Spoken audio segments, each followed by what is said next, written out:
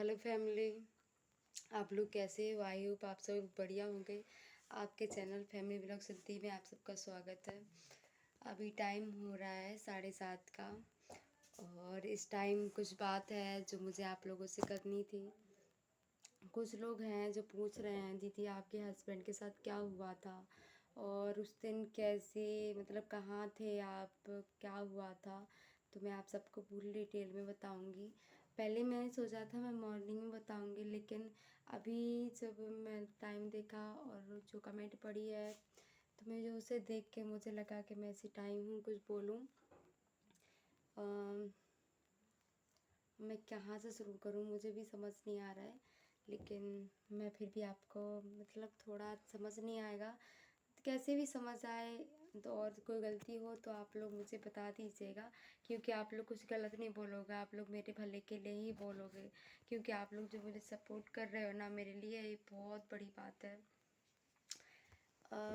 अभी तो 10 मतलब हाँ 1 साल हो गया करीब, मतलब उसके एक्सपायर हुए नहीं हुआ अभी। 9 मई को मेरे चाचा की लड़के की शादी थी। मैं अपने चाचा की लड़की की शादी में मेरे हस्बैंड मुझे छोड़ गए थे यहाँ पे। उस दिन दोपहर 12 बजे करीब 12 बजे मिले थे हम। मई में 9 मई को मिले थे करीब 12 बजे दोपहर में। उस दिन वो मुझे मतलब यहाँ पे भेज दिया, मैं यहाँ पे आ गई। फिर भाई की शादी अटेंड हुई और रही यहाँ पे। तो उसके बाद भाभी कहीं आई, ये सब होता है ना।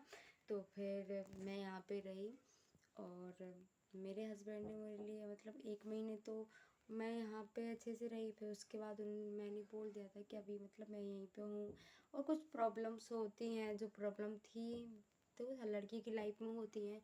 तो कुछ प्रॉब्लम थी, उस पिट्टू भी छोटी थी तो उन्होंने मुझे उसी यहीं पे छोड़ दिया था। तो करीब 2 महीने हो गए थे। और जिस दिन मुझे यहाँ से वहाँ पे जाना था, मतलब जिस दिन बात हो गई थी कि मुझे 10 तारीख को 10 जुलाई को मुझे ससुराल जाना है। तो ठीक है, सब लोगों ने हाँ भर दिया। और फिर 10 जुलाई को मेरी और मेरी बेटी की तबीयत ख़राब हो गई थी। उस टाइम ना बुखार का चल रहा था, तो तबीयत ख़राब हो गई। फिर मैंने 14 तारीख का डिसाइड किया कि 14 को जाऊंगी। फिर उसके बाद 14 तारीख को इसी टाइम, पहले आप लोग फुल, मैं आगे का बता रही हूँ, आप लोग वीडियो मतलब हटाइएगा नहीं, फुल देखिए। इसी टाइम मैंने कॉल किया उन्हें, क्योंकि मेरा कॉल कभी बंद नहीं होता था। मतलब दिन में 10 बार या शाम को, मतलब दिन में कई बार बात होती थी मेरी। उस दिन मेरी बात नहीं हुई। 20 जुलाई को मेरी बात नहीं हुई, सॉरी सॉरी 14 20 जुलाई तो मैं कभी भूलती ही नहीं हूँ, वो मेरे लिए बहुत मनुष्य दिन है। लेकिन 14 जुलाई को मेरी बात नहीं हुई। फिर मैंने इसी टाइम, जो भी टाइम है 7:30 का, मैंने शाम को रात में 7:30 को मैंने कॉल किया तो एक बार नहीं उठाया उन्होंने। मुझे नहीं पता था कि मेरी दुनिया उजड़ रही है। फिर मैंने दूसरी बार कॉल किया, नहीं उठाया। फिर जब उन्हें मतलब एक्सीडेंट हो गया होगा, जब उन्हें होश आया उस टाइम, तो उन्होंने कॉल अटेंड कर ली।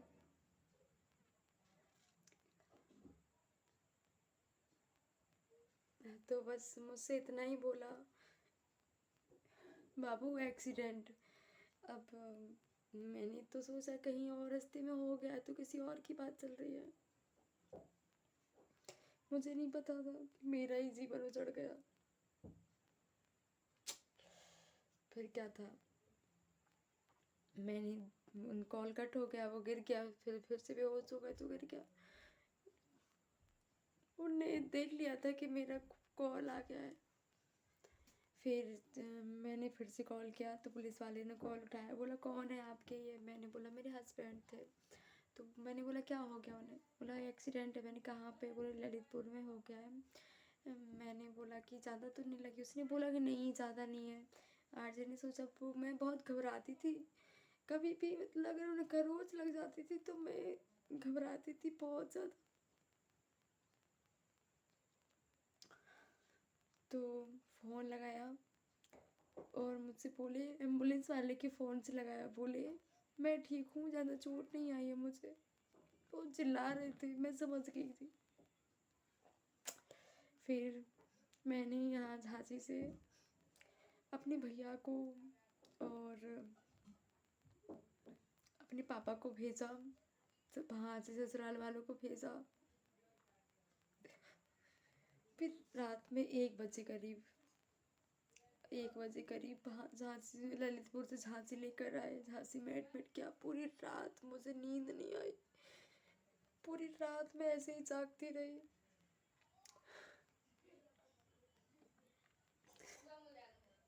फिर सुबह जब हुई, मैं खाना नहीं खाया, डायरेक्ट हॉस्पिटल पहुंची।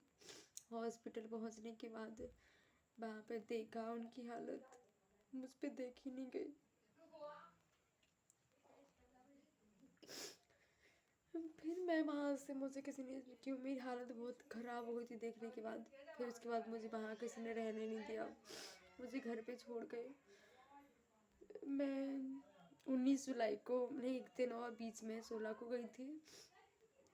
फिर उन बिट्टू, क्योंकि बिट्टू छोटी थी तो वो भी परेशान करती है, 6 महीने की थी तब।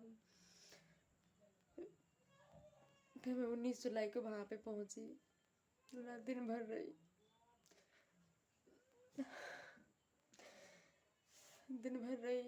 शाम को सब लोगों ने बोला, बिट्टू भी पहुँच गई थी, बिट्टू को खिलाया उन्होंने। सबसे कह रहे हैं, देखो मेरी बेटी देखो कैसी कर रही है, मॉम, मेरी सास से मॉम बोलते हैं, देखो कैसी कर रही है, देखो कैसे कर रही है, मुझे खिला रही है। अच्छे से बात कर ली थी। मुझसे सब लोगों ने बोला कि तुम जाओ, अभी तो ठीक चल रही है तबीयत, सब लोग घर पे जाओ।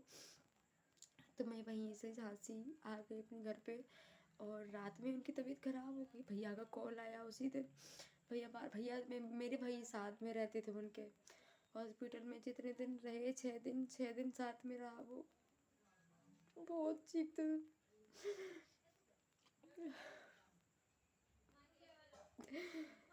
फिर 20 जुलाई रात में मैं सबको कॉल करती रही, कहाँ पहुँचे, ग्वालियर लेके चले गए, झांसी तबीयत खराब और ज़्यादा बिगड़ गई, ग्वालियर लेके गए।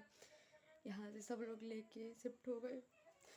मुझे तो किसी ने बताया नहीं, मैं यहाँ फ़ोन लगाती रही, कोई मुझे नहीं बताया। मैंने 3 बजे कॉल किया अपनी छोटी वाली दीदी को, कोई मुझसे बात नहीं करे, मुझे नहीं था पता क्या हो गया मेरे साथ।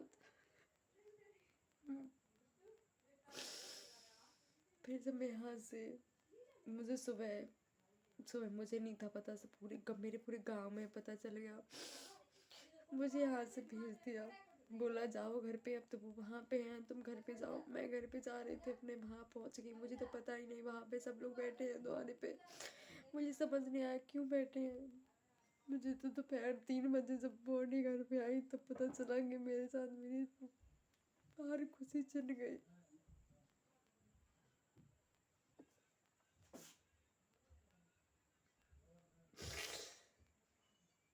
यहाँ पे सब लोग कहते हैं तुम यहाँ पे मेहनत करो, लेकिन मैं क्या करूँ। मेरे हस्बैंड भी मुझे बहुत बोलते थे, मैंने उनकी नहीं सुनी।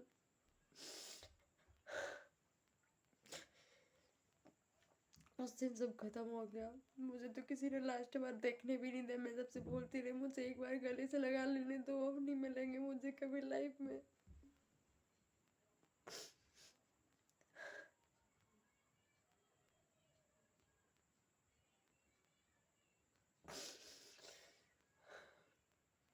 उनका एक चैनल भी था, वो भी चला गया।